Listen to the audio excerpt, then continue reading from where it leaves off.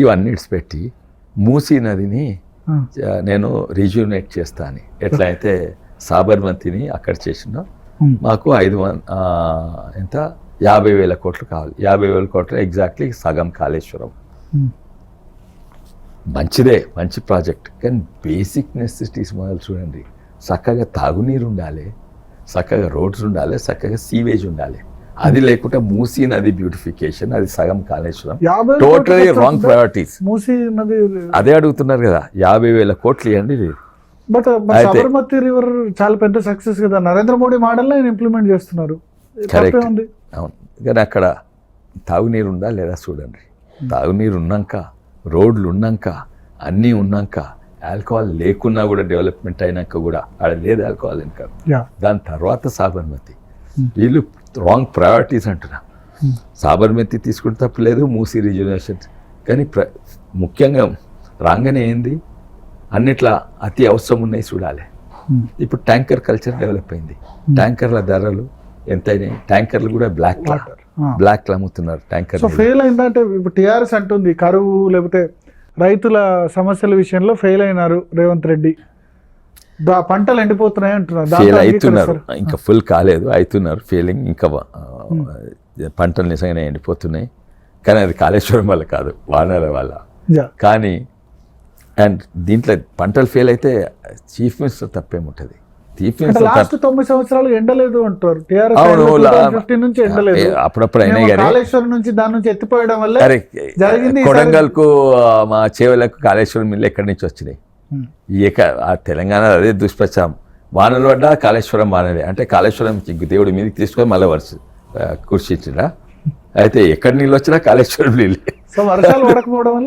వర్షాలు పడక. కానీ తప్పేందంటే అది తప్పు కాదు. వర్షాలు పడ్డాయా అది గవర్నమెంట్ తప్పు కాదు, రేవంత్ రెడ్డి గారు తప్పు కాదు. వర్షాలు పడకుంటే పంట నష్టం అయితే దాని కొరకు సరిపోను పంట నష్ట పరిహారం ఉండాలి. అది చేయలేదు. అదేంది ఫసల్ బీమా యోజన ఉన్నది, అది సెంట్రల్ గవర్నమెంట్ స్కీమ్. అది అమలు అయితే లేదు. సరే అమలు కాకుంటే నువ్వన్నా చెయ్యి. అది కూడా లేకుంటే స్టేట్ డిజాస్టర్ ఫండ్ నుంచి తీసుకోండి. డిజాస్టర్ ఫండ్ కూడా నేను అనుకుంటే 75% సెంటర్ 25% పైసలు పెట్టాలి. ఎక్కడున్నాయి? చిప్ప పెట్టిపోయినరు. ఫ్రీ ఏది 5 గ్యారెంటీలకే పైసలు లేవు. దీనికి ఎక్కడ ఇస్తారు? సో ప్రయారిటీస్ తప్పు. అండ్ అది కూడా దాన్ని కూడా నేను రేవంత్ రెడ్డో తెలంగాణ కాంగ్రెస్ ప్రభుత్వం తప్పు పట్టాను. వాళ్ళ మీద తోసిన ఏంది 5 గ్యారెంటీలు వీళ్ళు చేయలేదు. 5 గ్యారెంటీలు ఢిల్లీ కాంగ్రెస్ చేసిందో ఇంకెవరు అది చెప్తా. 5 గ్యారెంటీలు ఎవరు చేసిండ్రు? వాళ్ళ ఎలక్షన్ స్ట్రాటజిస్ట్ కాంగ్రెస్ పార్టీ నడుపుతుంది, ఏదో పేరున్నది. ఎలక్షన్ స్ట్రాటజిస్ట్ చేసిన ఇవి గ్యారెంటీలు.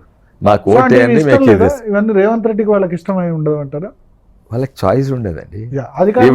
కాంగ్రెస్ పార్టీని నడిపేది వాళ్ళ ఎలక్షన్ స్ట్రాటజిస్ట్. అంత దిగజారిపోయింది కాంగ్రెస్ పార్టీ.